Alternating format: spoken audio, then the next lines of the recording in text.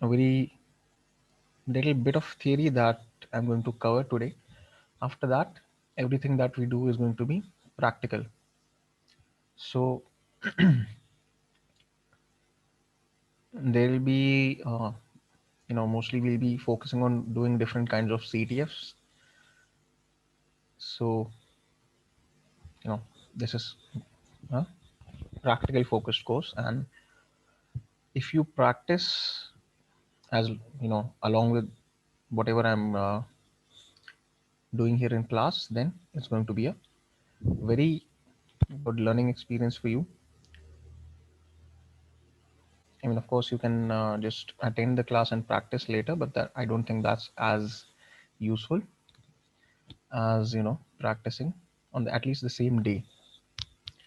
So you'll need to have your Linux system set up for this, and a couple of CTFs that we'll do at the beginning.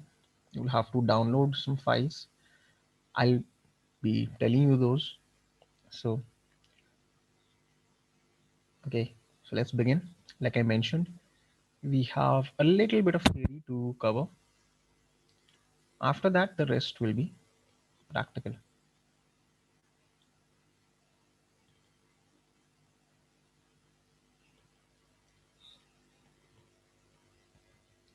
Okay, so when we talk about penetration testing, okay, first of all, what do you understand by penetration testing?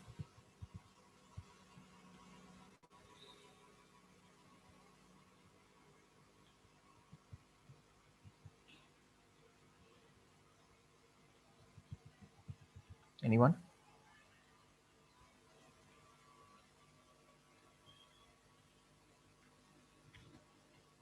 No? No one? Okay. Are you guys familiar with what is ethical hacking? Yes, sir. Okay. So now, of course, you've taken the course as well, the ethical hacking course before this as well. But a penetration test, okay, just it focuses on trying to test a computer system or a network, any kind of such resource, to find whatever vulnerabilities you can within that and see what you can exploit there. Okay, just give me a moment. I need to answer this phone call from the office. Just excuse me.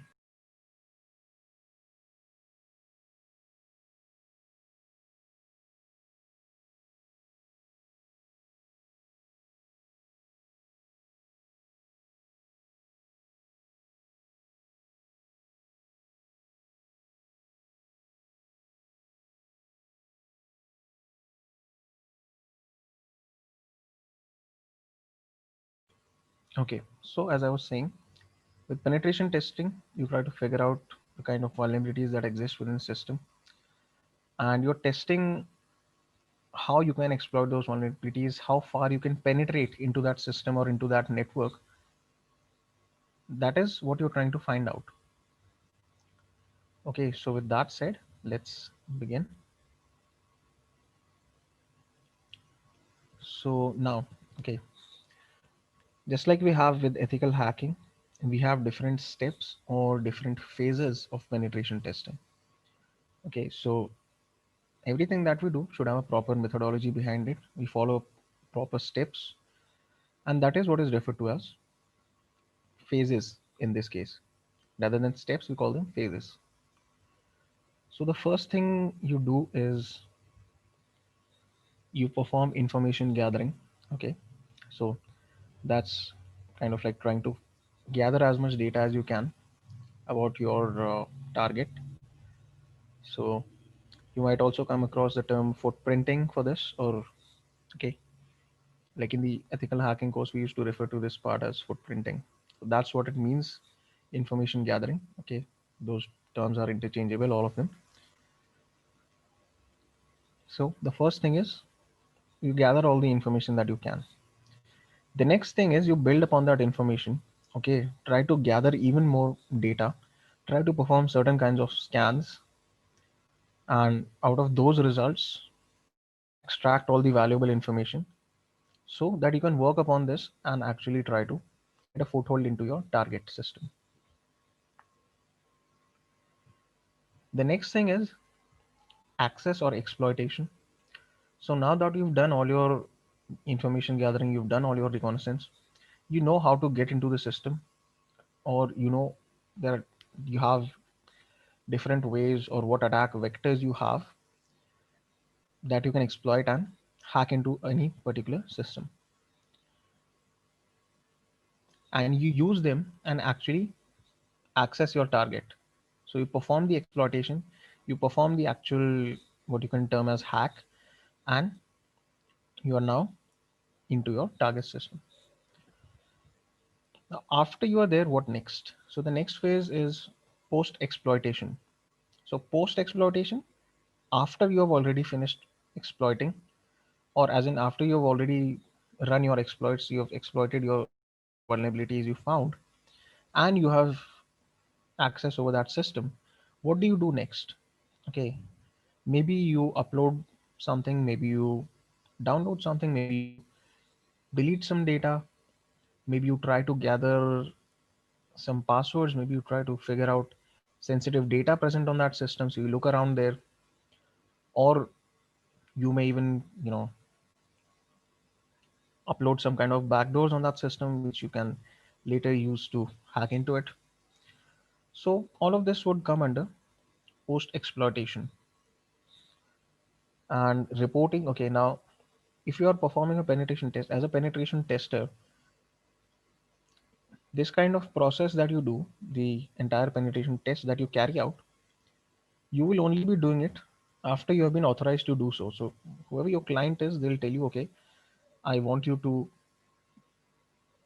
perform a penetration test. I'm hiring you to perform a penetration test. And okay, after all those formalities and paperwork, after then you will begin your process. Now at the end of this, the only thing that you deliver to them is the report. Okay, they are not going to be sitting with you at each step of the process and looking at what you're doing in each phase. That's not what they're going to do. What they want from you is the report.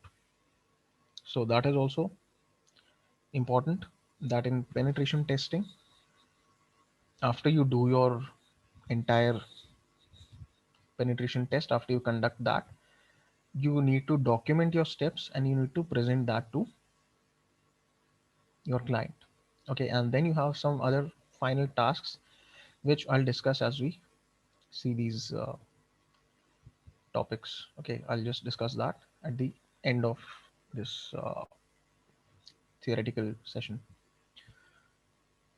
So does anyone have any questions from that? Okay, if you have any question at any point, feel free to ask. No? Okay.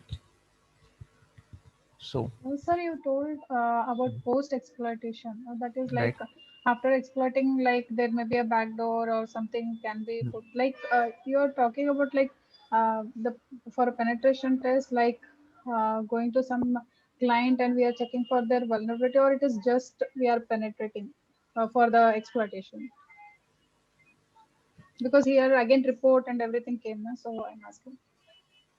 Like just for like is your question, you want to ask something regarding post exploitation, or like in general you want to know? Uh, Generally, I'm asking. See, penetration test you will only do if you have been authorized to do that. Okay, and post exploitation does not just include putting up backdoors and stuff. That was just one example. Because see, even if you are able to install a backdoor, even that is an issue. That could be something that you could include in your report, that I was able to install this backdoor, and maybe you try to access it later on, see whether that thing is working or not. So even that is something you could include in your report. And of course, post exploitation would, in penetration tests, mostly you try to look for passwords, you try to look for other information on the system. There is a concept known as privilege escalation. That is very important. So all of that comes under this post exploitation. So privilege escalation, like I mentioned, that's referred to when, let's say, you get access as a user on the system, and now you are trying to escalate your privileges, or you are trying to get the privileges of root or administrator. So that is also something that comes under post exploitation. Okay. Okay, yeah, got it. And of course, a penetration test is only conducted when you have authorization to do that. Okay, so now we come to types of audits. Okay, before I go to internal and external, there is something known as vulnerability assessment. There's something known as penetration testing, and another term is security policy auditing. Can anyone tell me the difference between vulnerability assessment and penetration testing?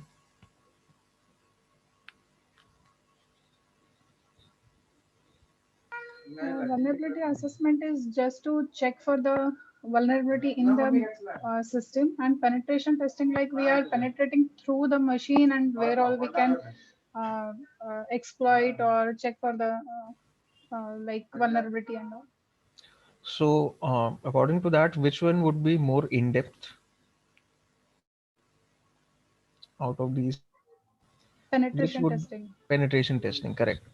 So, in vulnerability assessment, we just need to figure out what vulnerabilities exist. We are not actively trying to exploit those. Okay, like if I find out that a vulnerability is existing on this on that system, in a vulnerability assessment, that's it. I'm not going to try and exploit it. I'm not going to take advantage of that vulnerability. But in a penetration test, I'm going to use that to my advantage. I'm going to exploit it, see what I can do with it. So that is the difference you need to keep in mind with both these things. And a security policy audit is okay, it's a completely different thing. So it is not like a vulnerability assessment or a penetration test. So security policy auditing, like in any organization, there are a lot of you could say security. There are a lot of policies. Okay, are also security policies that are implemented into the company in order to protect their information, their data, and of course their technical assets. So, security policy audit, what it does is it tries to assess, or it tries to test how well your organization security policy is being implemented. So, whether it is adequate or not, whether employees are even following it or not. Okay, so that's the kind of thing you see in a security policy audit. Because just having a security policy is not enough. You have to make sure that it is implemented well. So that's the kind of thing a security policy audit checks. Now, talking about these penetration tests, we have external penetration tests and internal penetration tests. External means you're trying to perform the test from outside of the local network, like a remote attacker would do. So you don't have any kind of access to the corporation's internal network. You have no access to their servers or anything. Their internet is completely sealed off, as is the case with us. Okay, like if I'm working at an organization, I have access to their data, sorry, their network. But if I'm just considering in general, I don't have access to the internal network of other organizations. So that's the kind of view you take with an external penetration test. You are completely outside of their network, just like an actual attacker could be. So let's say the company is situated here in India, and if you say that an attacker is situated somewhere in America or in Germany or in Russia, okay, just a few examples, of course, they could be situated anywhere. So that's the kind of situation an external penetration test tries to simulate.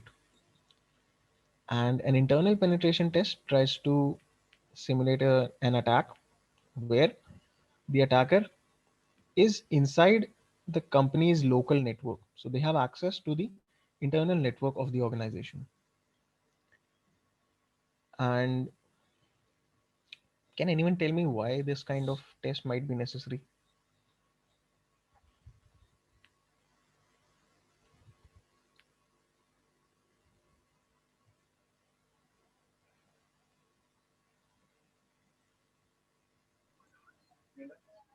Maybe employees are sending uh, organization information or any kind of things to outside, or maybe internal hacking kind of things. Because of Okay, that, they need to run. that is also, Darshan, that is a valid point. Okay, maybe you suspect that someone inside the company is doing this kind of thing, some kind of malicious data exfiltration, or they might have some kind of malicious intentions. And And of one, course, yeah. yeah, one more thing is like if internal network is not properly secured, anybody can easily access the internal network and they can like exploit anything. Okay, that's a good point. Internal network has to be secured properly. Also, a lot of attacks are insider attacks. Okay, so okay, both points you mentioned, very good points. But of course, you need to keep in mind that a lot of data breaches, we keep hearing about data breaches quite frequently. So, a huge factor in those data breaches are insiders, people who are employees of the organizations that have been attacked. So, if someone is holding some kind of grudge against their company, okay, disgruntled employees, so they might try to sabotage some server or destroy data or leak data, like you mentioned. So, an internal penetration test tries to see how far someone can go if they are already inside of the local network. So, what kind of damage can they do? What kind of issues exist within the local network, and how they can be exploited? So, that is the difference between an external and internal penetration test. So, So, some yeah. examples can you give for internal? Like exactly what all things can be checked here? What all things can be checked? Okay.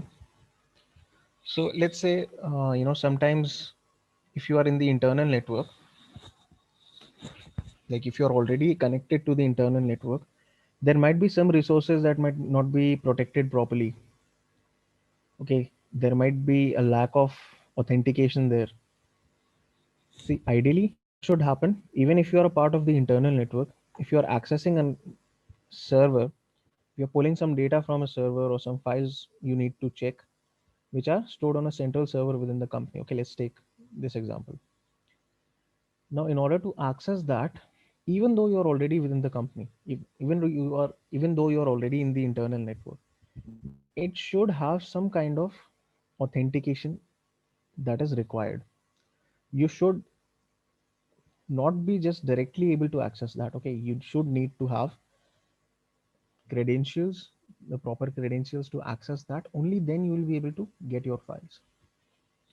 Now, if the administrators or the system administrators there, or the security staff, the you know blue team, you could say, present there, if they have not paid attention to this kind of thing, then anyone with access to the internal network could just pull any data they want from that server without any form of authentication.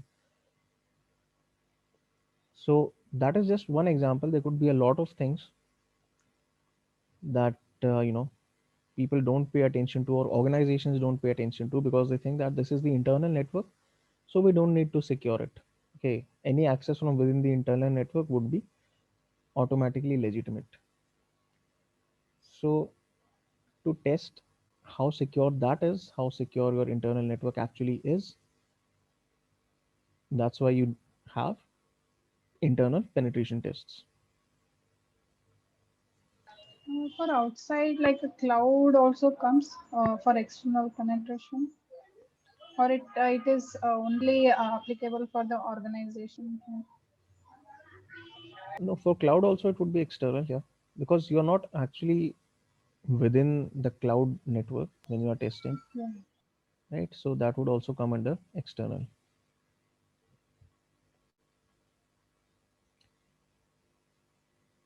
Okay, so now there's a little bit of description about the different phases that I mentioned previously.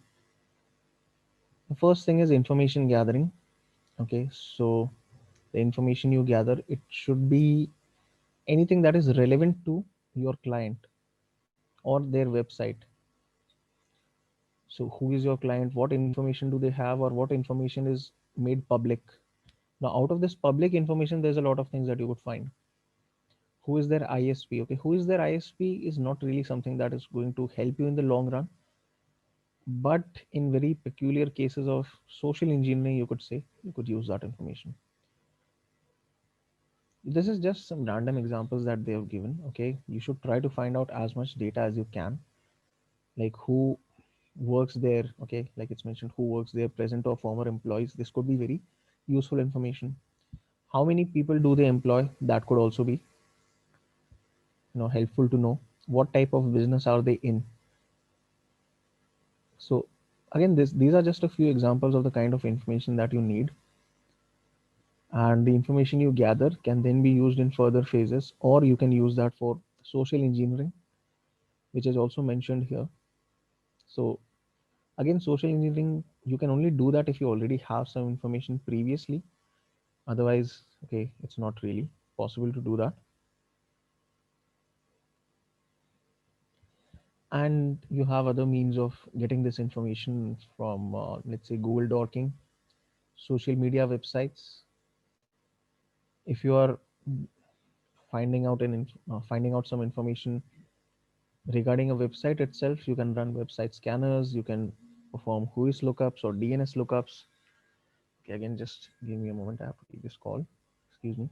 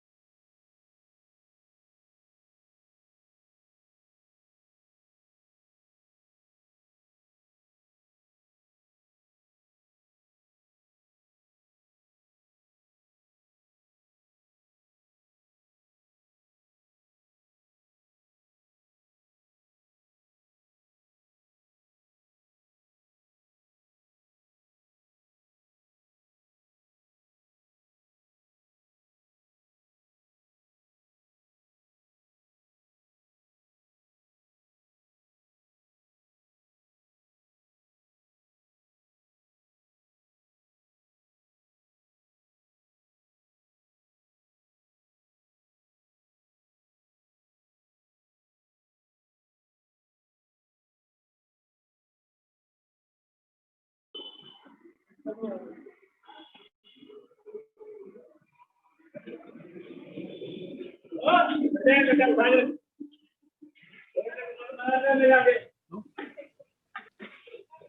if we are targeting websites, we can look for tools which are particularly built for targeting websites.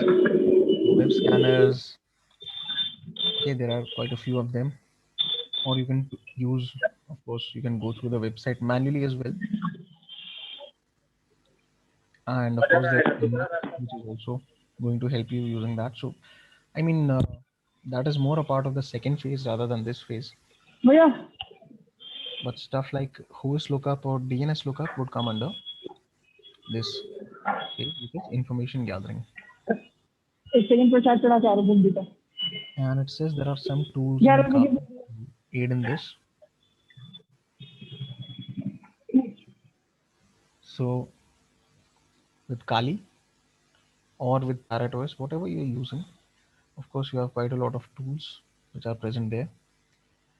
And of course, social engineering is a very tried and tested way to get information. You just have to be good at lying.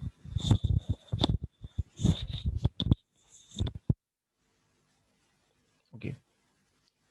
The next thing is reconnaissance. So this is where you perform different kinds of scans on your target. Okay, port scanning, service enumeration, service discovery. Okay, vulnerability scans. You run your vulnerability scanners, see what you can find with those.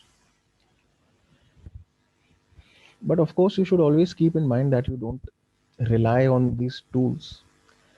Okay, it's not just that you found a vulnerability with your vulnerability scanner and you go ahead and just exploit it and that's it. You should always make your own assessment of the website or the server, whatever you're targeting. Because again, a tool is not going to look at everything that you can. So always keep that in mind. And of course, after you're done with this phase, okay, at the end of this phase, you have your, uh, you know, you have your work cut out for you. You know that, okay, actually, that was not the correct phrase here, but after this phase, you know, okay, what you are working with. And at the end of this phase, you can start actively hacking into your target because you've gathered whatever information you wanted, you have run whatever scans you wanted, you have, okay, looked thoroughly at your target, and now you're going to attack it in the next phase. So the tools we can use, okay, we have scanners like Nmap, HPing3. Netcat, I wouldn't say is for port scanning because I mean, if you port scan with Netcat, that's going to take a long time. But Netcat is a tool that is valuable when it comes to exploitation and post exploitation.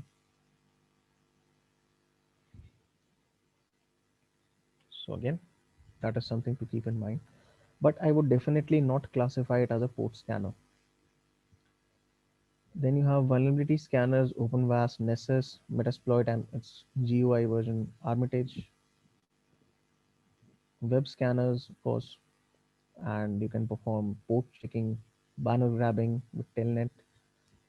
So after you do all this, you move on to exploitation. Okay, so now it says different kind of attacks, but we don't really work according to these classifications. Okay, the type of attack you use depends on your situation. Okay, so they just mentioned this remote attack, which is like you're attacking it remotely over the internet. You're attacking your target. That's a remote attack. Client side attack is if you are, let's say, for example, I'm focusing on a web server. I'm trying to exploit something which is present on the client side code and you know using that to my advantage.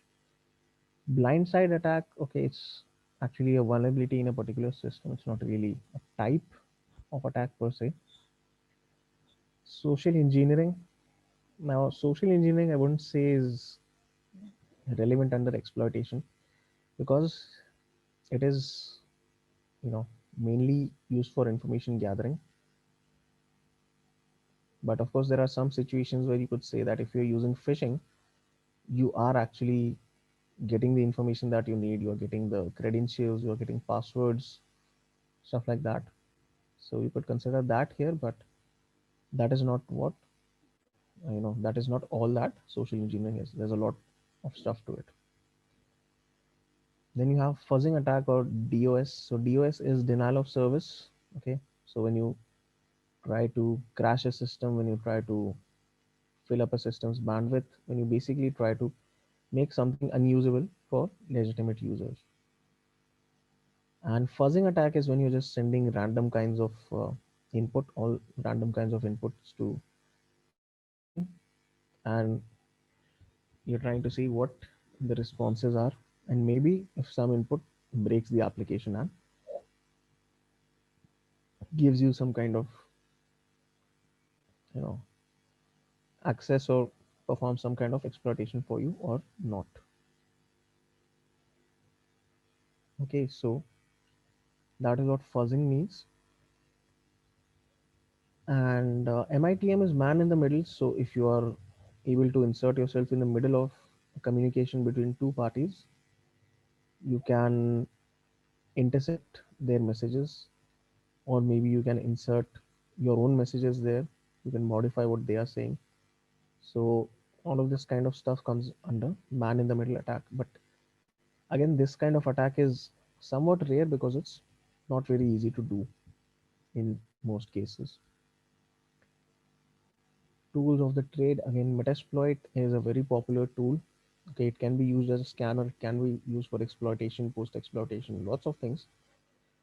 And while I will say that Metasploit is very powerful, don't completely rely on that to perform stuff for you. And similarly, I would say that for all the tools, don't completely rely on any single tool. Okay, so the old school method is to manually compile and fire your exploit. So you write your exploit, compile it, and run it. But again, exploit development is not something that comes very easily. So if you are an excellent coder, then maybe this is something you could do. And another tool it mentions is social engineering toolkit. I wouldn't say this is that relevant today. It's somewhat outdated. And Cobalt Strike. Okay, again, this is not something we use because if you, like I said, the more you depend on tools, the less you learn. So even throughout this course, I will not use heavily, I will not rely heavily on Metasploit and stuff, but I'll try to focus on doing things differently. Because Metasploit, while useful in a real penetration test where you are pressed for time, so in that case you can use Metasploit. It automates stuff for you. But since here we are looking to learn things, we're looking to learn concepts, so we'll not focus too much on Metasploit, because a lot of places will in a lot of places you'll hear that, okay, if you're doing penetration testing, then all you need is Metasploit, but that is not true. Okay, then you have denial of service attacks, like I've already mentioned. Google dorking, okay, you can use this to find vulnerable websites, but again, you will not do this in most cases. And especially in when it comes to penetration testing, if you're looking for vulnerable subdomains, then okay, this is fine. But it's not like we'll be going out to find, what sites are vulnerable. Okay, let's just attack this website that is vulnerable, because that is what black hats do, and we're not here to do that sort of thing. Various other miscellaneous tools in Kali. Okay, there's quite a few tools that we'll see which are not mentioned here at all. So again, that depends on when we try to get access. Okay, so the next thing mentioned here is post exploitation.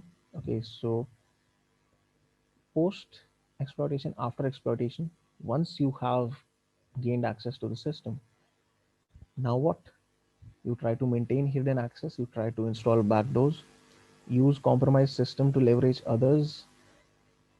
Maybe there are multiple systems on the network, the information that you find on one system can help you get onto others as well.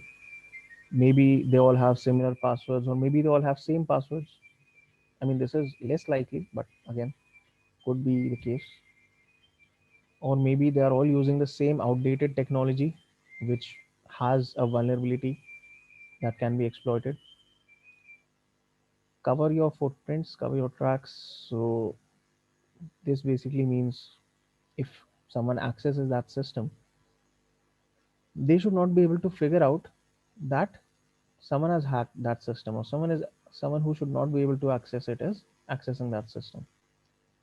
So delete any files that you upload. Okay, don't really modify a lot of files there. Maybe modify some logs to hide your presence. So if you do all of those things, you will be covering your footprints. Capture evidence for proof of access. Now, since we're talking about a penetration test and we're not just blindly hacking into systems, we need to capture some evidence for proof of access, which is how we access something, how we were able to exploit a vulnerability, how we were able to, get a password, how I was able to get a terminal access on some system. So capture some evidence, maybe take some screenshots and stuff.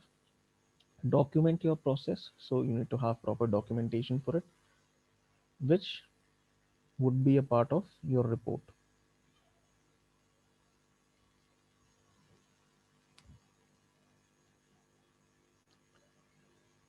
Okay, so the next thing is reporting. Okay, another thing that actually they didn't mention in this post exploitation is privilege escalation. Okay, so let's say you are able to get access as a user on a system, as a normal user. Okay, but there are a lot of things that are restricted to only admin accounts or root accounts. Okay, in Windows administrator and root in Linux. So there's a lot of functionality that is restricted to these kinds of accounts. So your goal in these cases would be to try and get root access or admin level access onto your target, because that will allow you to do even more stuff. That will give you even more freedom on that system. So that would also be something that is also something that comes under post exploitation. Yeah, was there something you wanted to ask, Piyush?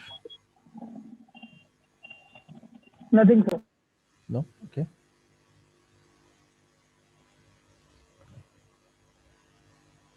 Okay, now it talks about reporting. So after a penetration test, like I mentioned, the deliverable that you work on, the thing that you give to your client is the report. After you do everything, after you perform your entire penetration test, you submit a report of your findings. Now this page mentions a lot of exporting from a lot of tools. Basically, it's just saying that you can export the automatically generated reports by these tools and use that here. But in an actual report, okay, never submit a tools report as your complete report. You can use parts of it in your report, but take the effort, take the time to write your report with your own hands. Don't rely on tool based reports to do that for you. Include proof of access. So again, whatever proof you have of how you were able to access, include that, include some screenshots, include lists. So you find some vulnerabilities, you list some solutions for that, how to get around that, how to ensure that that is fixed so that it cannot be exploited in the future by an actual attacker, which is the goal, to to protect the systems. Then you have to provide techniques to avoid further access. Again, this comes under list of fixes. Provide proof that you no longer have active access to the system, and compile into report.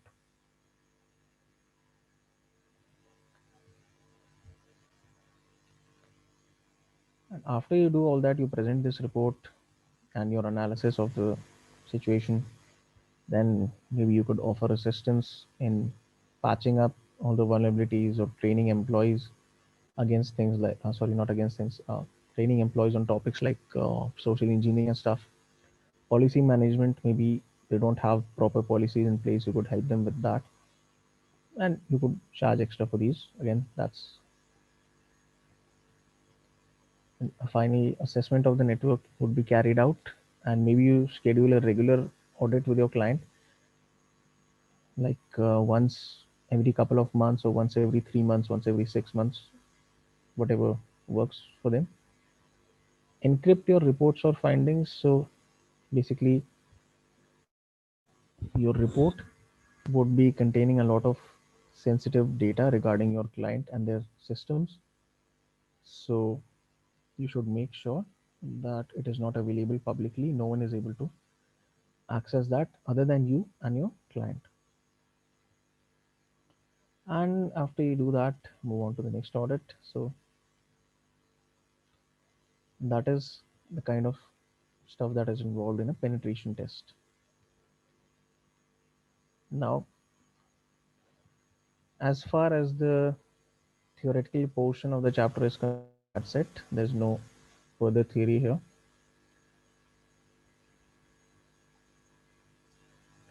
So, does anyone have any questions so far?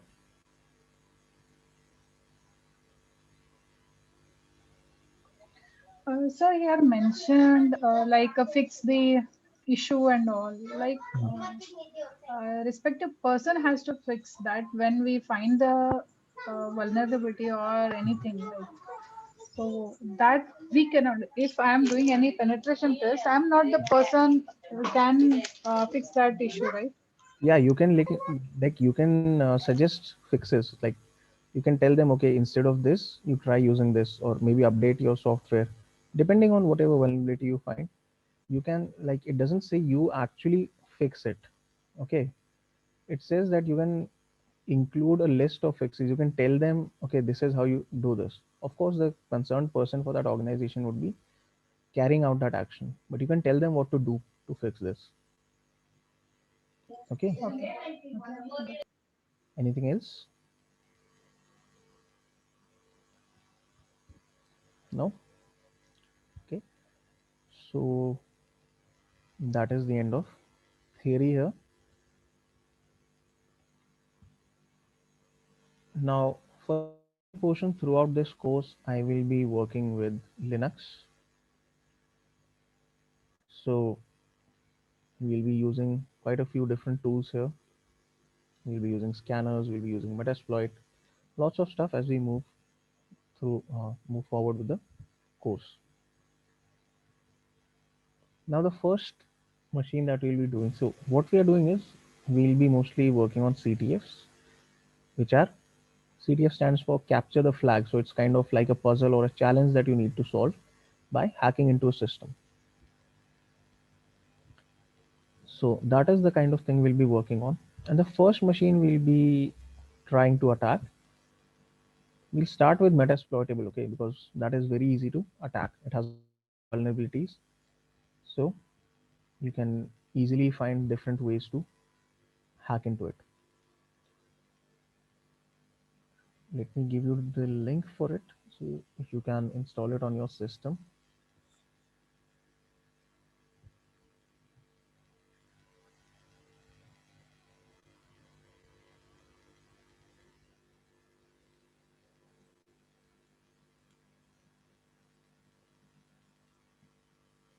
Okay, before I do that, do you all have Linux set up on your systems? No, sir. No? Okay, so Yes, sir. you can either use Kali Linux or you can use Parrot OS.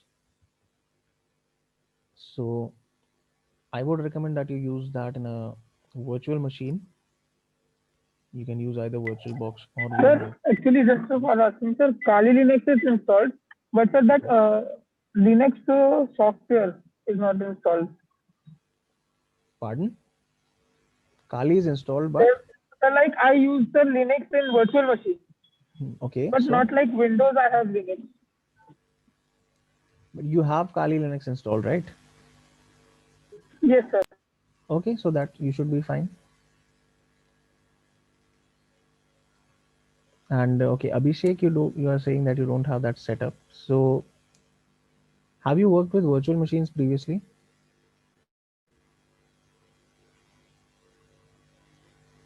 at any point? Sir? Have you ever used virtual machines? Yes, sir. I have Kali Linux in my computer. Okay, you have Kali Linux, right? Okay, so that's Yes. fine then. Okay, you are set. So if you have Kali Linux, no worries. Okay, now as I mentioned, the first system that we'll be trying to crack is something known as Metasploitable 2. Okay, don't confuse this with the tool which is Metasploit. That is different. That is already installed in your Kali Linux.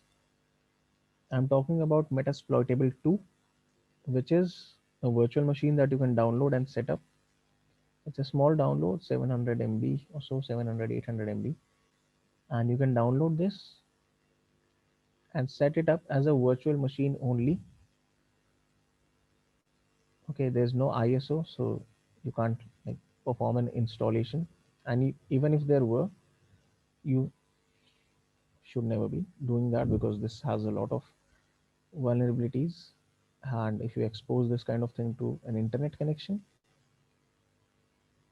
then maybe someone can hack it and use it to get your data.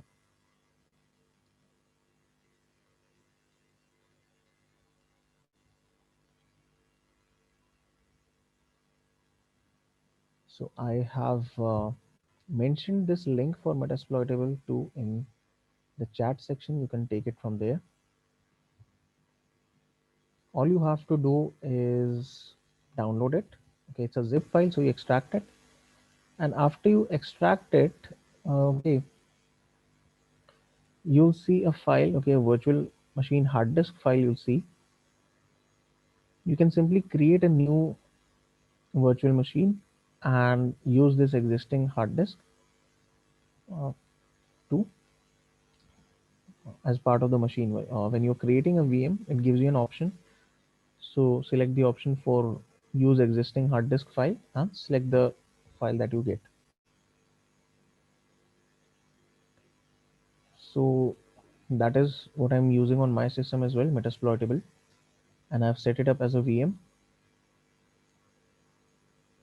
And as I mentioned, this is the first machine that we will be targeting. Now, in this case, I will be using Metasploit, but as I've mentioned previously, do not just rely on any particular tool. Okay, especially not on Metasploit.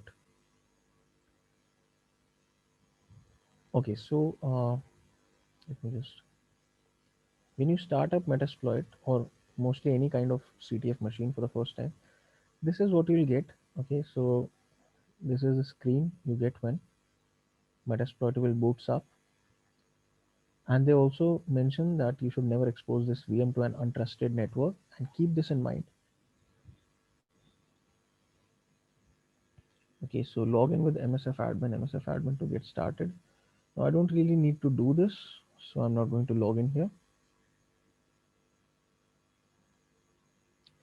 because what we're trying to simulate are if we attack this from a you know remote perspective, and in that case you will not have physical access to that machine. You will not be having physical access to your target. So I'm not going to interact with this system directly. I'm just going to work in my other Linux system in my attacking machine. But I show this to just give you an idea of how it looks when you boot this up. So you'll not be given any graphical interface. Just this shell will open. If you want, you can log in. But again, what are you going to do after you log in? There's nothing to do here. So what I'm going to do now is I'm going to shift to my attacking machine, attacking Linux, and I'll work from here.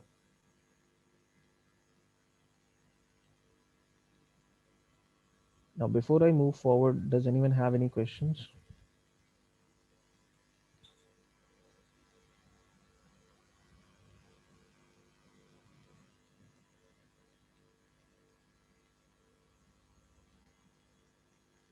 No? Okay. Okay then. So now I have both of these machines running. I have my attacking machine and as well as Metasploitable running on my system. And what I would like to do now is I would like to start attacking Metasploitable. So before I do that, now you see in CTFs, the information gathering phase is rather small. Okay, there's not a lot of stuff to do there. So keep this in mind with CTFs that we'll mostly be working on scanning and enumeration there. Okay, so now I need to, you know, start. So what is the main piece of information that I need in order to be able to do anything with regards to that Metasploitable machine? In order to be able to target it, what is the first thing I need to know here? That machine is accessible. That machine is accessible. Okay, and how do I access it? Just by IP address, pinging sir. that machine. Just by Pinging that machine. pinging. But before I ping, I need some information. IP address, sir. Pardon? IP address. IP address. Exactly. See, since if you have used Metasploitable, you know the IP. That's a different case. But in any machine that you are targeting, okay, we assume that we don't really know the IP. See, with Metasploitable, okay, you can log in and you can just do ifconfig and check the IP. But that is not going to be the case with other devices. So we need to figure out what is the IP address for that device. Now I know, okay, due to the way that I've configured my virtual machines, I already know that both my Metasploitable as well as my attacking machine, both of them are on the same network within VirtualBox. I use VirtualBox, so both of them are within the same network. That much I know. So using this information, how would I be able to figure out the IP address? Scanning. Scanning, yes. What kind of scan? Nmap. Nmap. And what specifically do I use with Nmap here?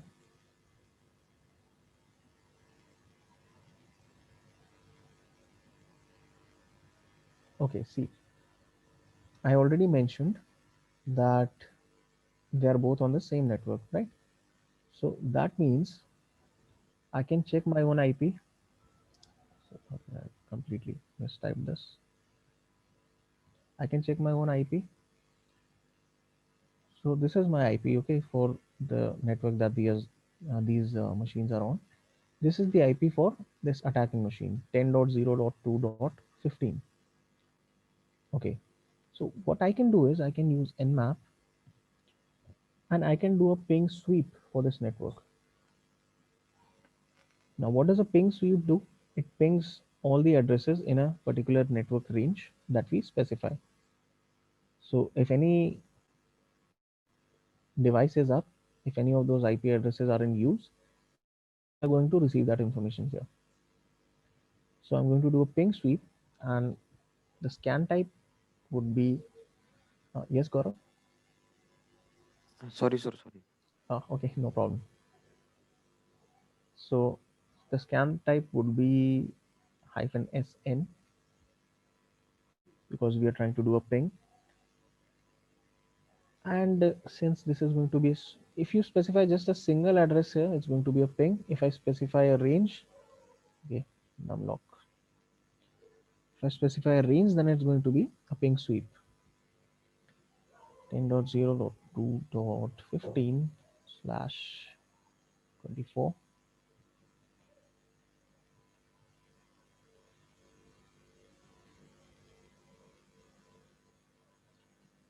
Okay, and our ping sweep, okay, doing a ping sweep with Nmap for a small network usually does not take a lot of time.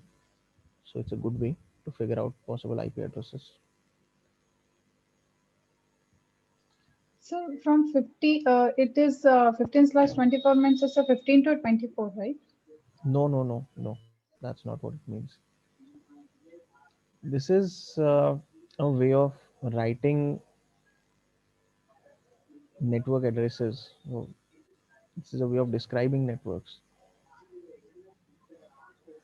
So what happens is it's something known as the CIDR notation for writing network names, or sorry, for writing IP addresses, not network names. Now I'm not really going to go into that, so you can, but if you want, you can look that up.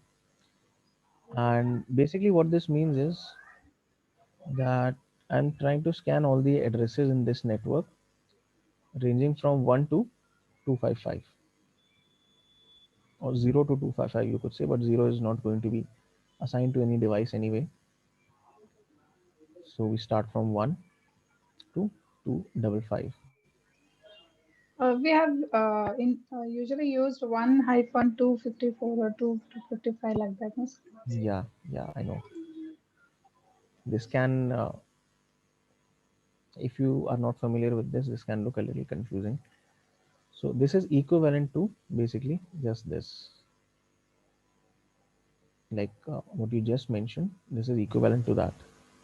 So if I do this, you'll see that the results would be the same. So the exact same results. That's just a different way of writing it.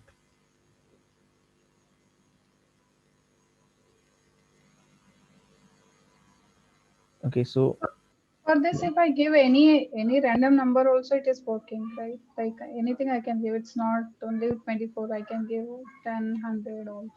It is working. It will work. if you give 100, it should not work because 100 is not valid. The most you can go up to is 31. Even 31 would mean that your network is unusable.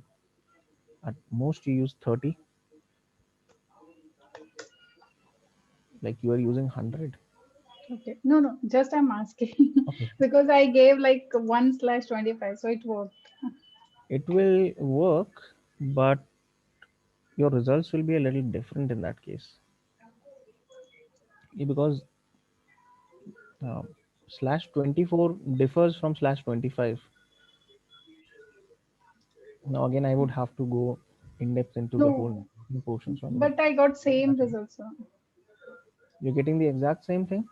Yes, Okay, so same those IP addresses. addresses are included in /24. If I use /24 here, will I? Sorry, if I use okay /25, let's see what I get.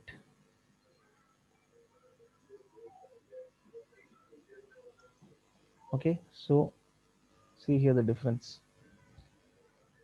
With /24, you get, okay, it scans all 256 IP addresses from 0 to 1 triple, from 0 to 255. With /25, it scans only 128 IP addresses. Okay. Okay, so the amount of IP addresses, it's sorry, the amount of IP addresses that are a part of your subnet would differ based on these different notations. Okay, Okay. so Yeah, for the got sake of simplicity, let's consider for now that we're using this yeah, fine. What we call this, just I'll later I'll check. CIDR notation. CID, CIDR. Okay. CIDR. Yeah, let me just write that in chat as well.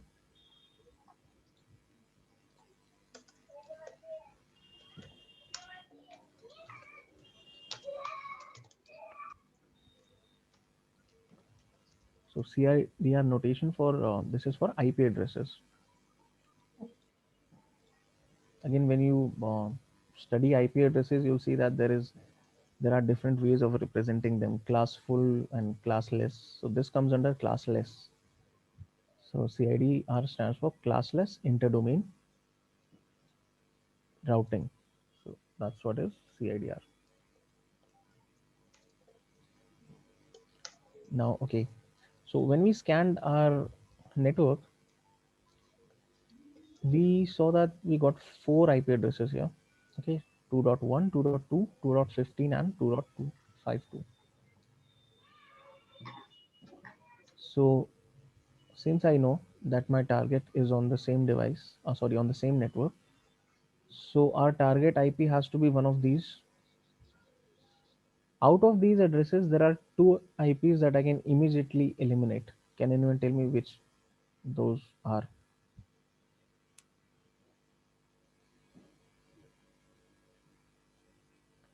Out of these four, I can immediately reject two of them as not being the IP addresses of our target.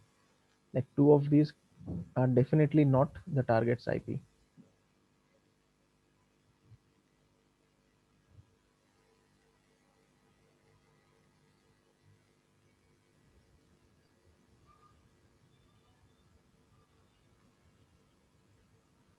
One and two. One, why? First one Just is yours. First one is First one is attacker's device. this one. One will be yours device, which will use to attack. See, my device's IP when I checked here, it was 15, 2.10.2.15. Okay, 15. Okay. so yeah, 15 this is I can eliminate. Okay, you're correct in that. And what other address can I eliminate? Just by looking at these results without doing any other kind of analysis.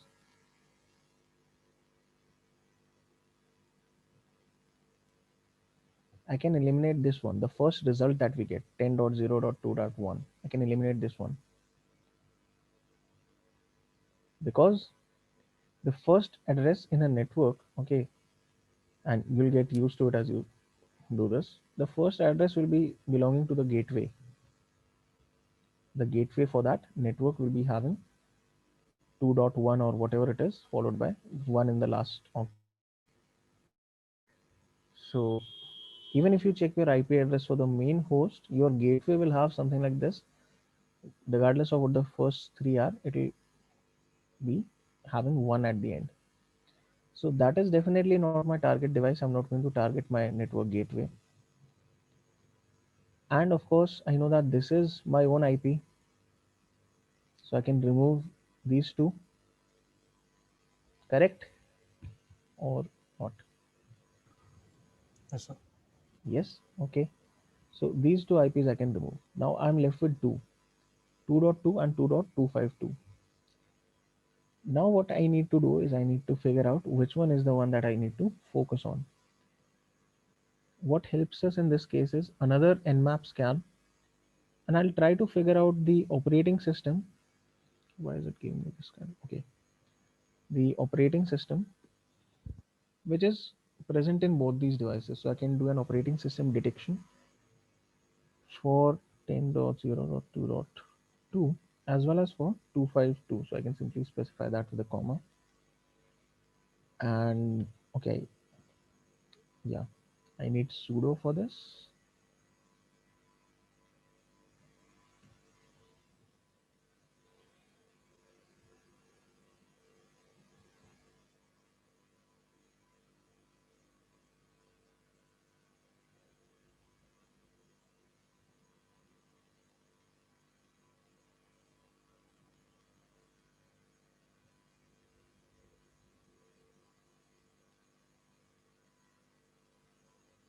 Of course, this might take slightly more time than your normal ping or just even a normal scan because this tries to figure out the operating system present on your target.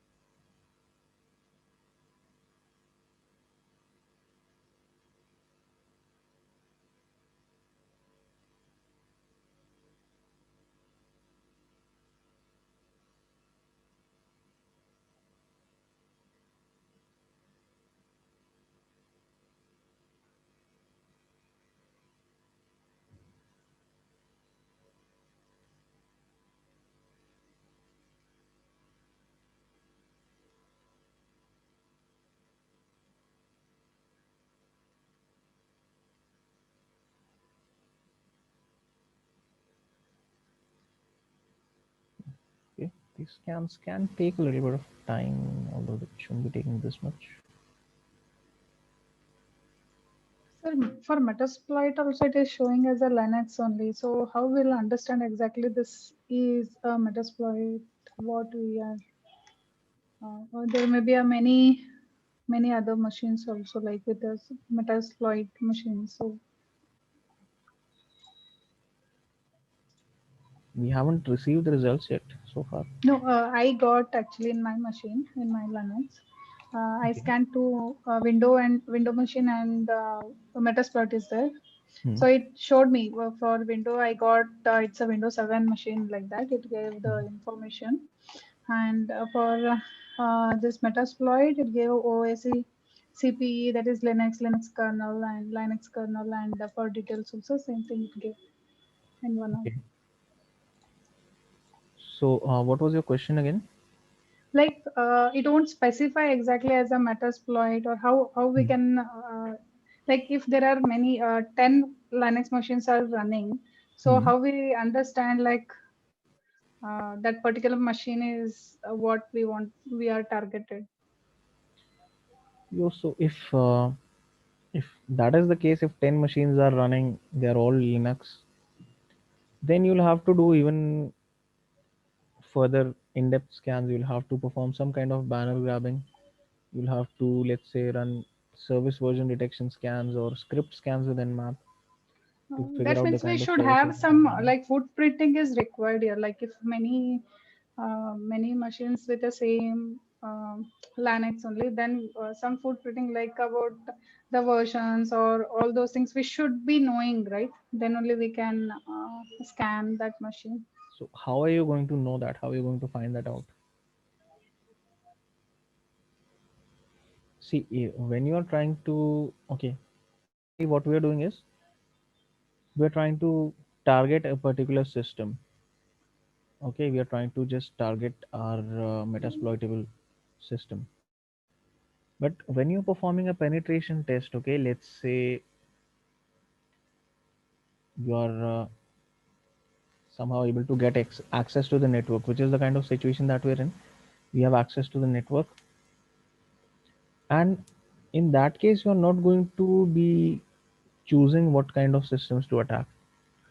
Okay, you'll see, okay, regardless of whether it's a Windows system or it's a Linux system, you're going to try and attack it.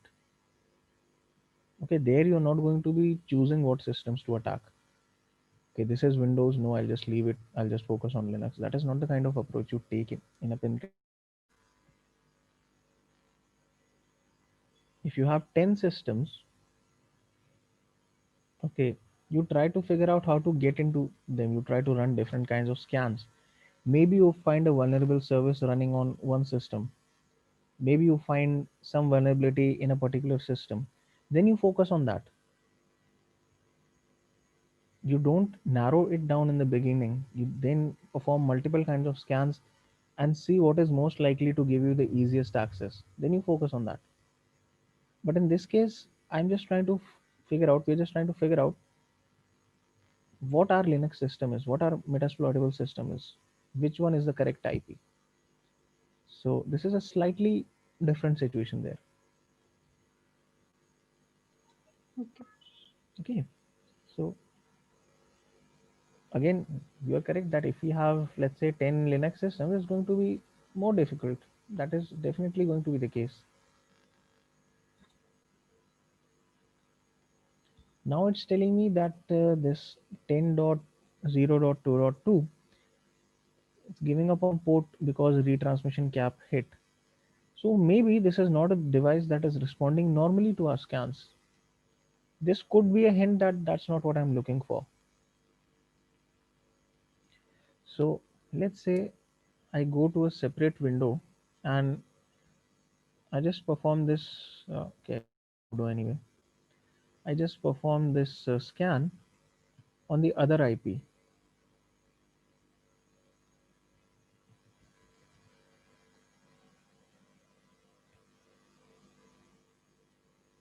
So what if I do that? Okay, so this is giving me the information very quickly. and the other one is what's causing the is- issue. Excuse me. So the other one is causing the issue. So I know that, okay, that is the one to avoid.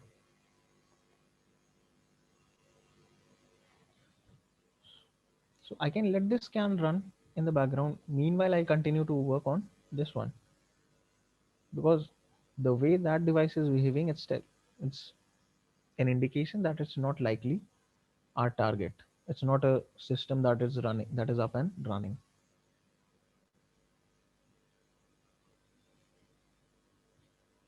Okay, I'll tell you what it actually is. It's just another interface for the gateway that is configured by VirtualBox. So it's not our target, that 2.2. So our Metasploitable has this IP 10.0.2.252 and is running Linux. Now we know that it's running Linux. Maybe it's not telling us which version of Linux is running, but that is fine. Okay, maybe we'll figure out in a different way, and I'll show you where that comes up as well. Okay, so we'll continue with this in the next session, in tomorrow's session, since we are out of time for today. Now, if anyone has